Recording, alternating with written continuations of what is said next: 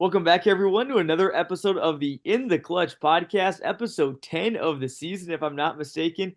Jonathan Michael here, hosting today, filling in for Teddy Ball, who's feeling a bit under the weather, but hopefully he'll feel better soon and get back to it. But for now, I'm joined by Wesley Stombaugh and Gabe Holowka. Guys, it was a very fun first week of playoff action. Overall, teams around the area did pretty good. 12 of the 19 teams that we cover advanced through their first round games. Yeah, it's exciting getting deeper into the postseason, getting closer to championship time. The weather's getting freezing. It's getting dark at 4 o'clock, so you know we're getting into playoff football. Yeah, it's really exciting because you never know what's going to happen. You never know the outcome of the games. Some you may see some upsets there. You may see some closer games that you're not expecting. So it's definitely a very exciting time for here to be in playoff football time.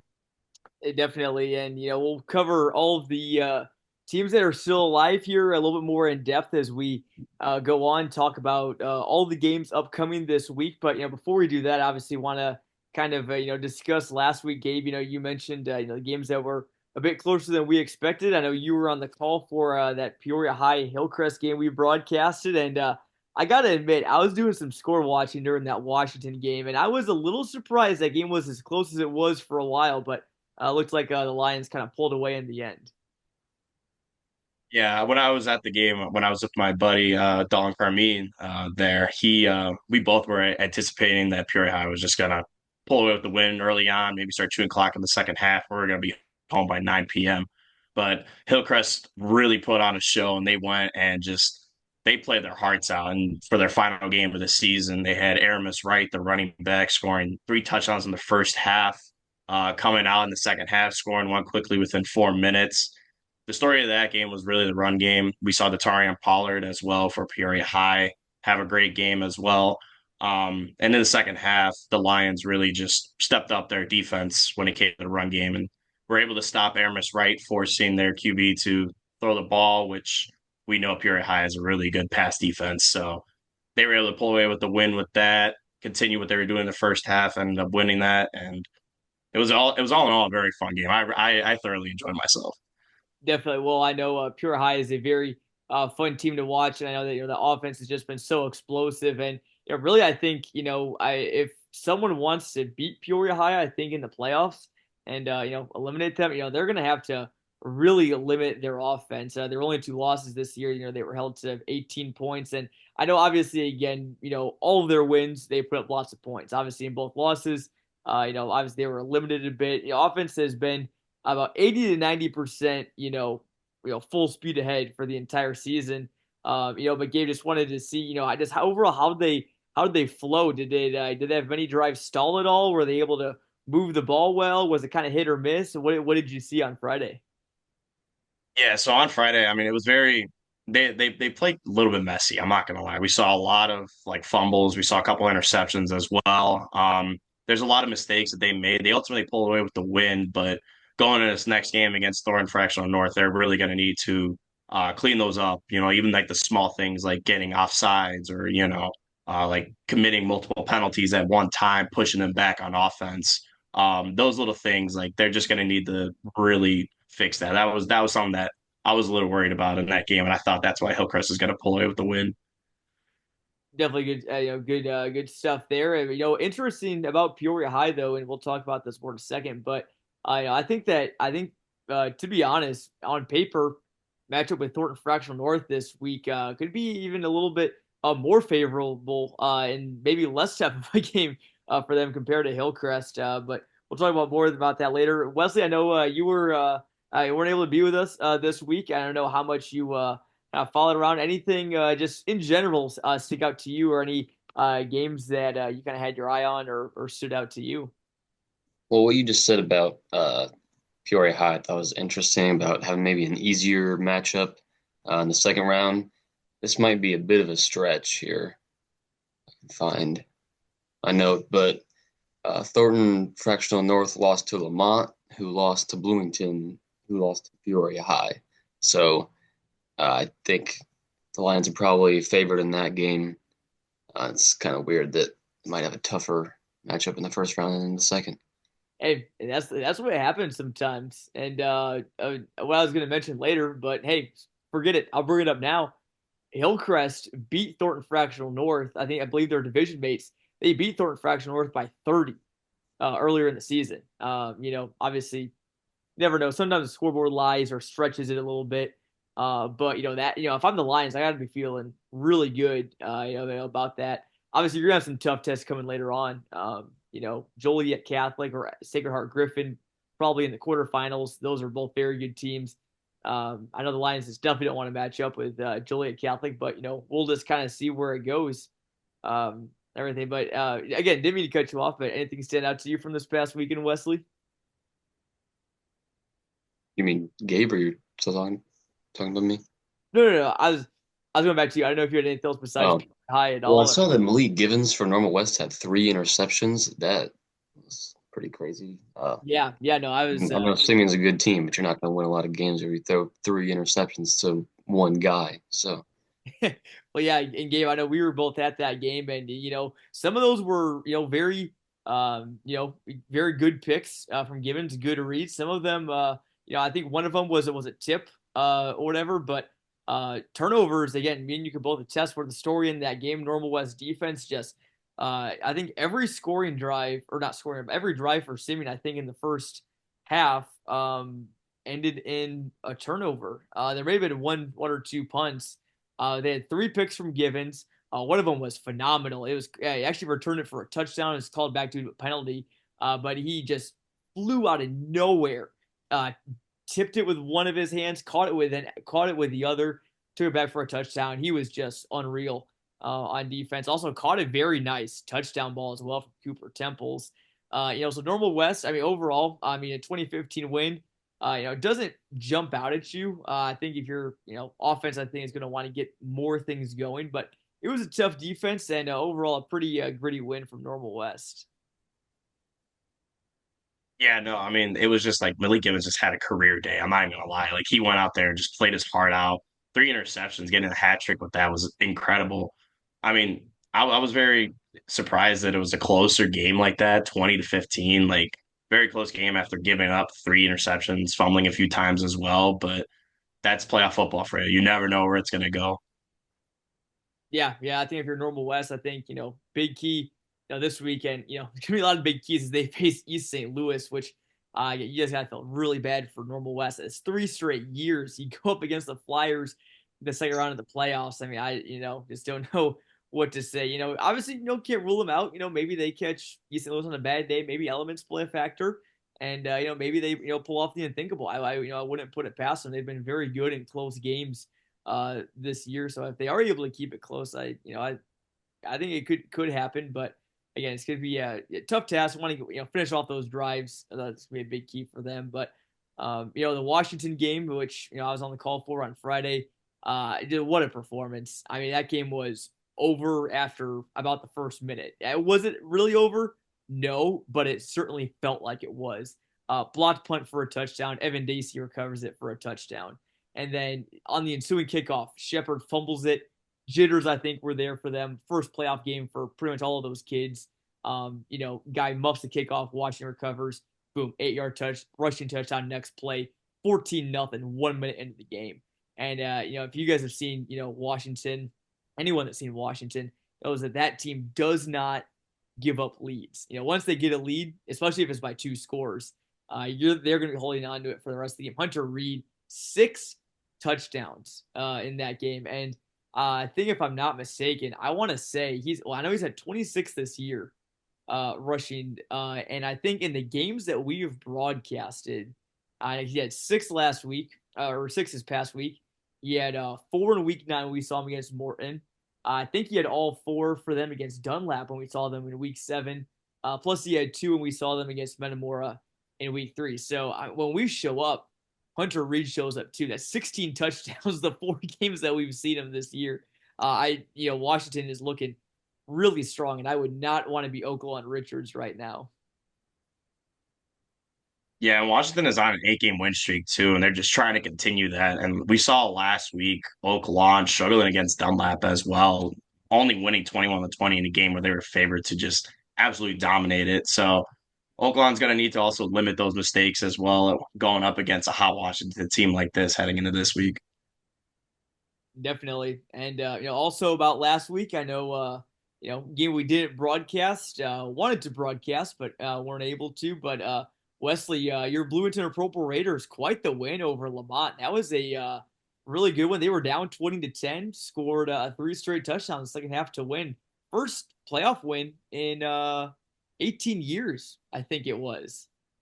Yeah, I was out of town, so didn't get to be there. But Coy had a first home playoff game in a very long time, and I, I mean, looking at that matchup, it was tough, and Raiders had a really good season, but felt like that was definitely one that they could have lost, but came up big against Lamont.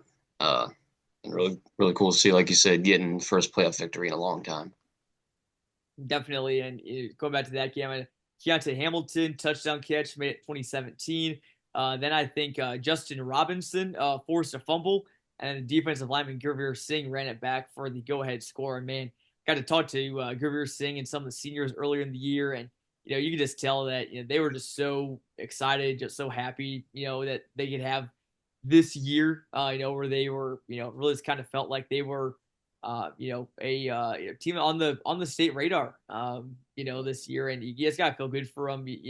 Not saying that they were, a bad team, for their first couple of years, but they were definitely kind of overlooked.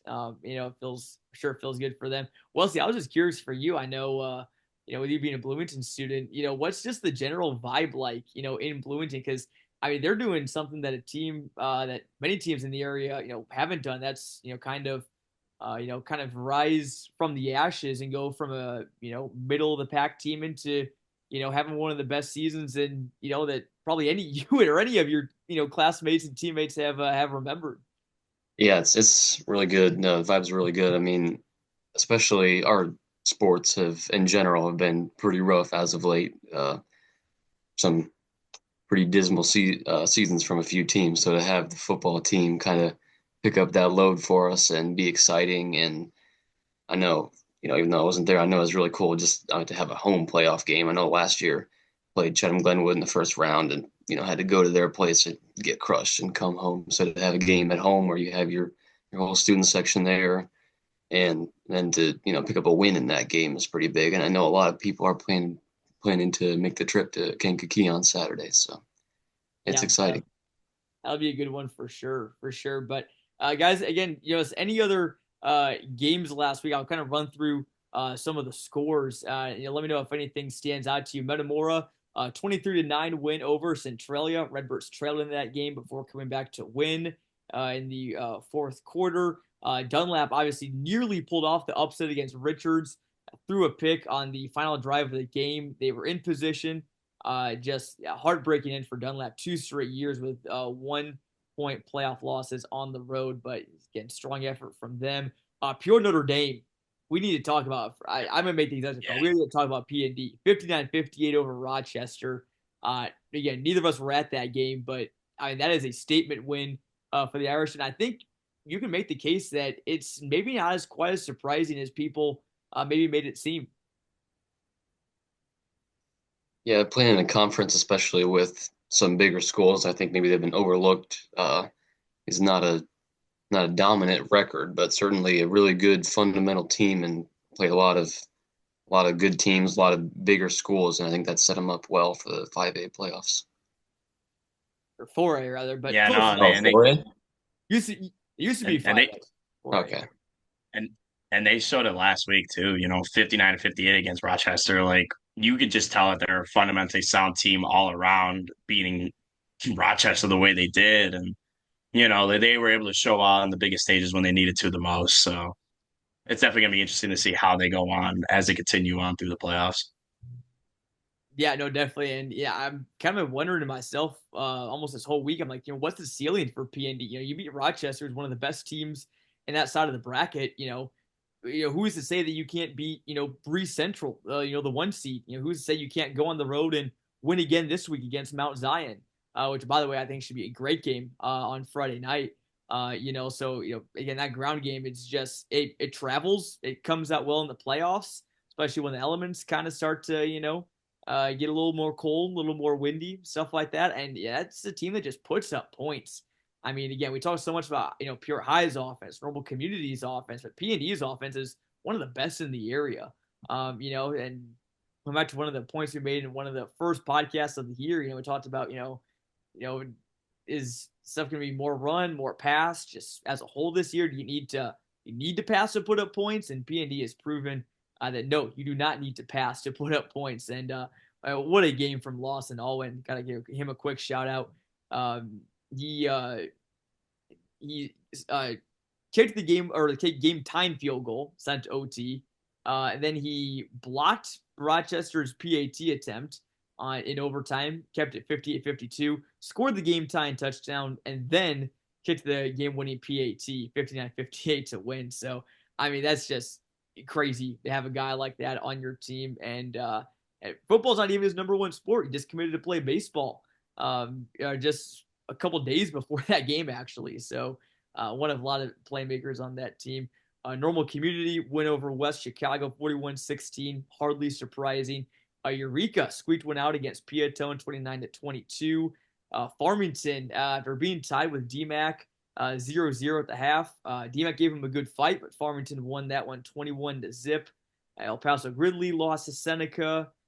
Tri-Valley went over BCC 42-28. That one turned out to be a pretty good game as well. Normal UI convincing win on the road against Mantino 41-14. Elmwood Brimfield big winners over Oakwood 56-26. Princeville and Olympia both losing their first round playoff games as well. So I know guys, that was a lot of games. Anything just in general, any teams results stuck out to you from any of those first round games? The one that really just stuck out to me was just that PND game. Like I'm gonna be honest, like I keep going back to that, but like that's really the one that just made me like what? Like I was just so shocked by that. And I'm like that one in itself from last week really just blew me away. Yeah, just to have a 1 point game in a playoff game, not just a 1 point game, but 59-58. It's pretty awesome. Yeah, definitely. And again, and to all the teams, that lost in the first round. Obviously not all is lost. Hey, if you made it to the playoffs, you're playing football in November, it's a good sign. So the teams, like DMAC, like Princeville, like Olympia, and Dunlap and everything. Still good seasons for sure. I know everyone wants to go deep in the playoffs. Everyone wants to have that historic season. But it's hard to do those things. And obviously I'm sure those teams will get another crack at it. Last year or next year, I should say. So looking forward to what next year brings. Also looking forward to what next week brings. Kind of getting into this week, a lot of Friday games. Still, usually there's a lot of playoff games by the second round, almost all on Saturday. But we got 4 Friday games this week. Guess we'll kind of start. I know I was gonna take kind of preview some of the 2A and 5A games, but we'll start on some of the Friday games in Class 4A. I can't remember which one of you guys were talking about the 4A games, but again, PND Mount Zion should be a good one, and also Normal Community against Prospect in Class 7A. I think that normal community game is something to watch. I'd still expect the Ironmen to win that game. I think it could be very close. Prospect a team playing a lot of big schools in the Chicago area, and normal community, the Big 12 talked about being big schools compared to PND. It's smaller schools compared to normal community, and not that it's a bad conference, but and they certainly handled business, but could be a bigger challenge facing a school from up near Chicago. Yeah, And for going sure. 9-1 on the season. They've won a lot of games so far, so they're looking to win another one against Prospect. I mean, that's definitely gonna be a fun game to watch. Yeah, that's gonna be a big one for sure. Selfie, I think it'd be a lot tougher than West Chicago. But hey, if Normal Community can perform like they did in that game and just execute, and they have all the talent in the world. Normal Community does. I think it just comes down to just a matter of execution. If you can execute, I think Normal Community can beat just about any team in the state.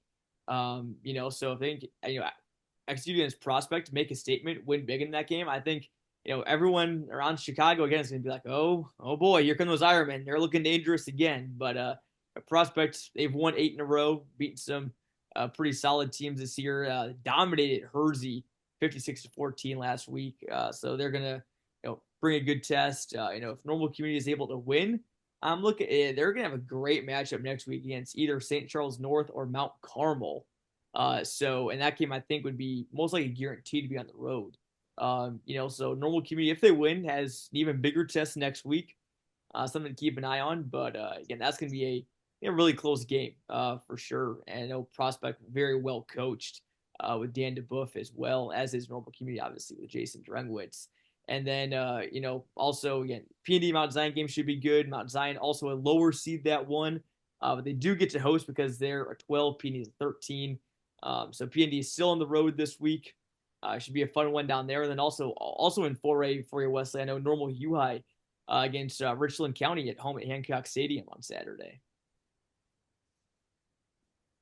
That should be a great matchup. Pioneers are a really good team this year. We got to cover them in the WMBD Game of the Week against Bloomington and put up a really good fight against a bigger school. But they're well coached and have a lot of talent at the skill positions. So should be a good matchup for them. Yeah, that'll definitely be a fun one. I think that's another opportunity for a lower seed to be a higher seed. Richland County is at 2, but I think again, Normal UI's schedule and just their overall strength, especially on offense, could take them a long way for sure. Gabe, as far as the games that we asked you to preview, I can't remember which ones exactly, but what are you kind of seeing? What are you kind of expecting? This week, what are the matchups that we got? So I'm really excited to see this Morgan Park versus Metamora game. Morgan Park so far this season, their defense has 7 shutouts on the year, and they're outscoring their opponents 394-42.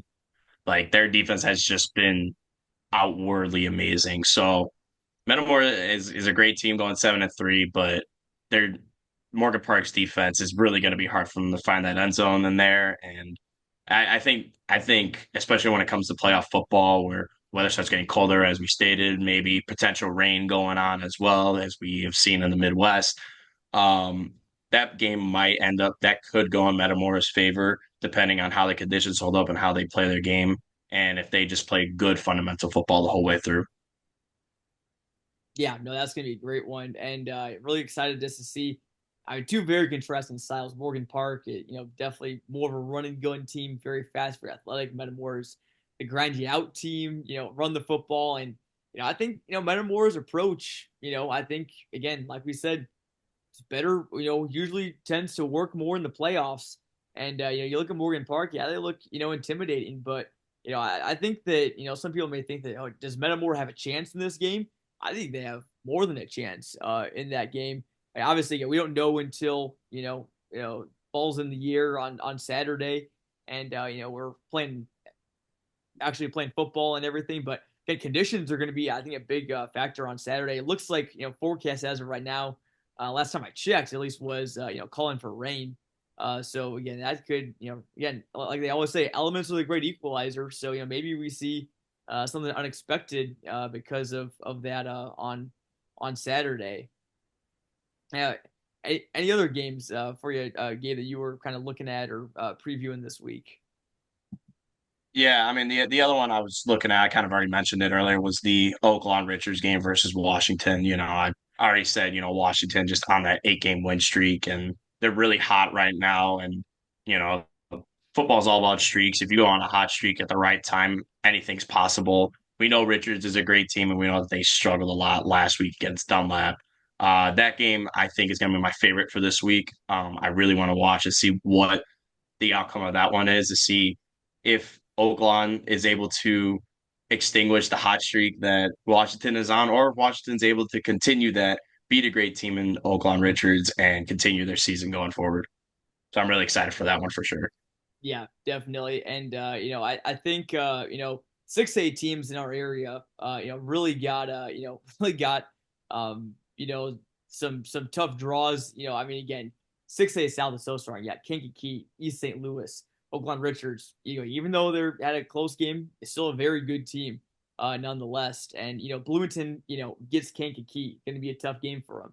Normal West gets East St. Louis. We all know how good the Flyers are. Washington's got Oakland Richards. So this is a uh, huge weekly test for the area 6A teams. To say, hey, if you want to beat the best, you got to beat the best.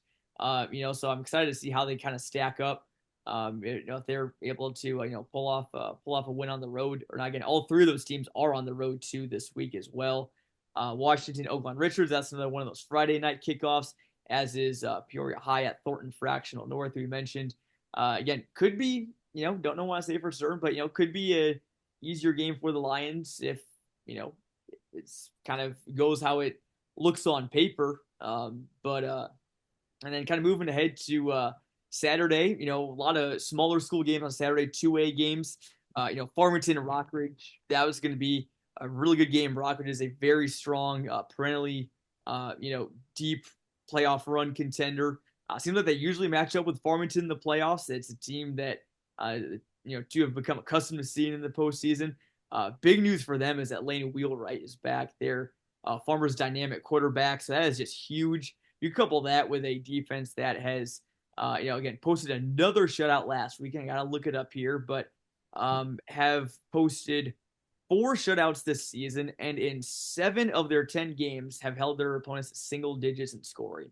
It's just been phenomenal. So Farmington, I really think, you just play Farmington football. I think you're probably moving on to the quarterfinals for them. But again, don't underestimate Rockridge at all. Elmwood Brimfield is going on the road to face Dwight Gardner, South Wilmington.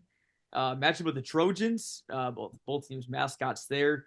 That should be a good one. Dwight, I was a little critical of their conference, which also includes Seneca and Ottawa Marquette. I said they hadn't played anyone all year. I didn't really, have any of those teams favored in the playoffs, but they proved me wrong. Seneca beat EPG. Dwight won in the first round against, I think, Moments. And, and Ottawa Marquette won as well. So, it's going to be a good game. EB, again, like PND, run heavy team, puts up a ton of points. It's kind of just, we're going to put this in front of you to see if you can stop it, pretty much. That's what EB has been doing. And so far, only Farmington's been able to stop that. And also got your eyes on a potential Farmington-Elmwood Brimfield rivalry game if both teams are able to win. And then that game would be in the quarterfinals. And then Tri-Valley takes on Chicago Christian at home on Saturday at 2. Those are both higher seeds as well. And Eureka, they got a tough draw against Wilmington on the road. You guys ever know the one of the big traditions they do over at Wilmington? It's one of the best in the state. I was curious if any of you guys were familiar at all about that or not. No. Oh, they enlighten us. They lined the field. Their football field is next to a kind of like a wooded area, and they have like a path that kind of comes out of it, leads into the football field. They line that path after they come out of the woods. In between the woods and the field, they line it with motorcycles, and they turn all the lights on. They rev the engines as loud as possible. There's like 30 or 40 of these motorcycles, and all the Wilmington players run out, or whatever. And given how good that they've been, it only makes it more intimidating.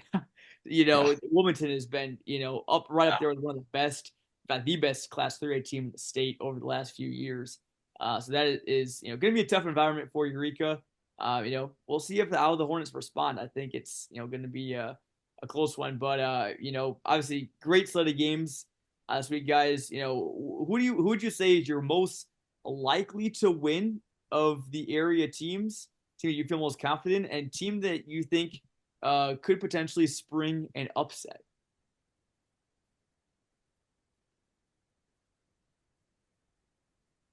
I think Tri-Valley. I know they got a tough matchup with Chicago Christian, but I think that they should be able to handle that game. I know there are some struggles with Tri-Valley early in the season trying to get things put together, but they've really hit their stride since then. So I like them against Chicago Christian. I think Metamora, where you talked about it with the chance to upset Yeah. Morgan Park. Morgan Park's certainly the favorite, but if the elements play a factor, and I know Morgan Park has relied a lot on the passing game, having a wide receiver in Rankin averaging 86 yards a game. So passing's a big thing for them, and if the elements are in their favor, they could pull that one out. Good picks for sure. Gabe, what do you got?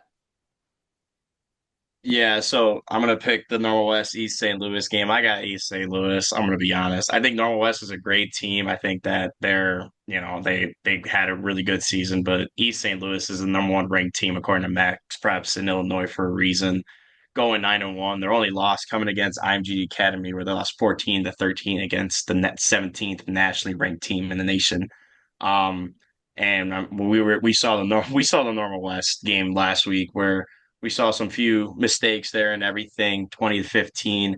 Unless they play perfect football and they don't make any mistakes at all, which is it's pretty hard on the high school level. They haven't really developed all their skills perfectly. So we see it in the NFL as well. They're gonna need to play perfect football against East St. Louis to beat it, but I think East St. Louis has that in the bag. I'm gonna be honest, they're just too good of a team.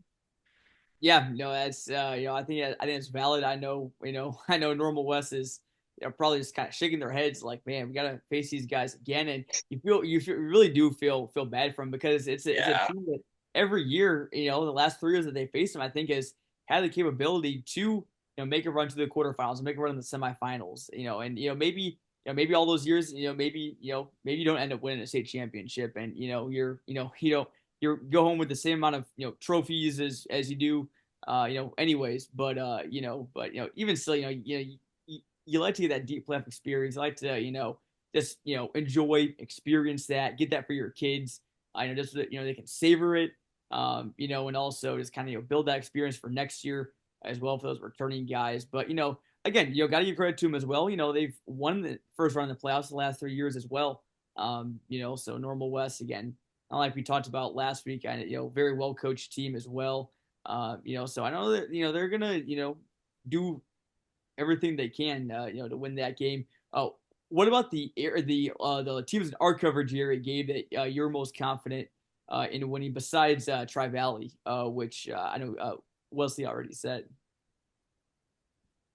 Yeah, I mean, I think that Farmington Rockridge game as well is gonna be a good one. You already kind of said that if Farmington just plays their game and they play Farmington football, they're gonna win it. But I think that one is kind of up in the air. We'll see how it goes. Um, but I just think the way Farmington's been playing all year, that's my pick for that game. But again, it's playoff football, different conditions, see how things go. We're gonna see, maybe it'll go in Rockridge's favor and they'll continue their season going forward.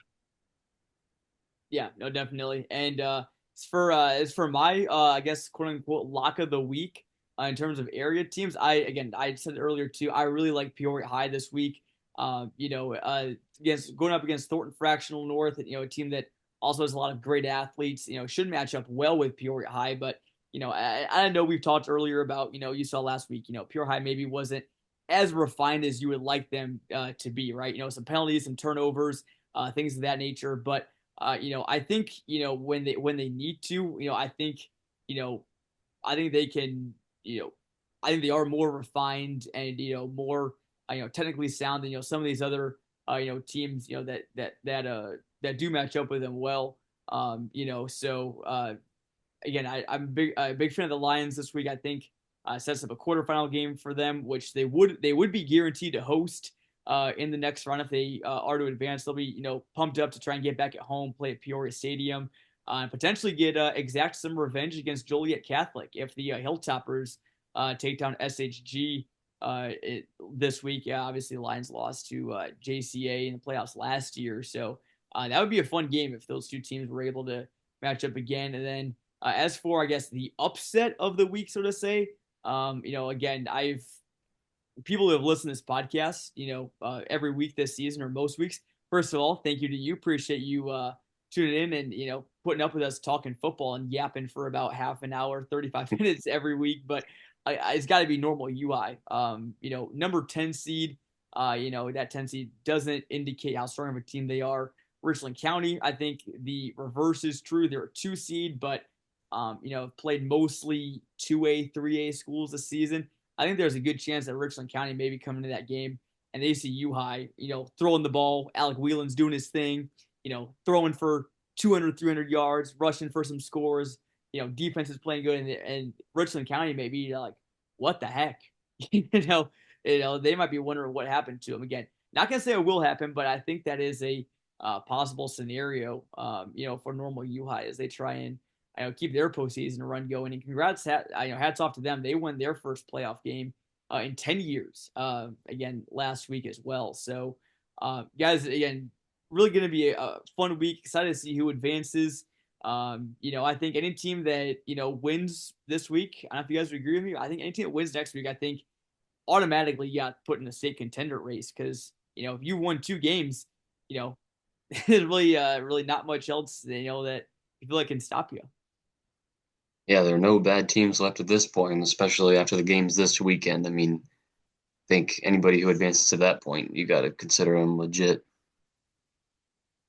Yeah, winning 2 games in playoff football, it doesn't matter who you go up against. It's tough. Football is such a physical game. There's so much pressure going on, and when we incorporate so many other factors like weather, and all of that, and they've already played 10 games so far. Their bodies are tired and worn down. It's never easy. So those ones that end up winning that second week of playoffs, they're the ones that are the real deal, and they're the ones that just have all that potential to really win state in any way, shape, or form. Yeah, it's cool, especially with a lot of these small schools where there's a lot of multi-sport athletes. You're starting to get into the next season, and they're still lingering in football. I know a year or two ago, High Valley made a run to the state championship, and they're missing like half their basketball team because they're all still playing football, going to state. So cool to see teams making a run and so deep that they're getting into the next season.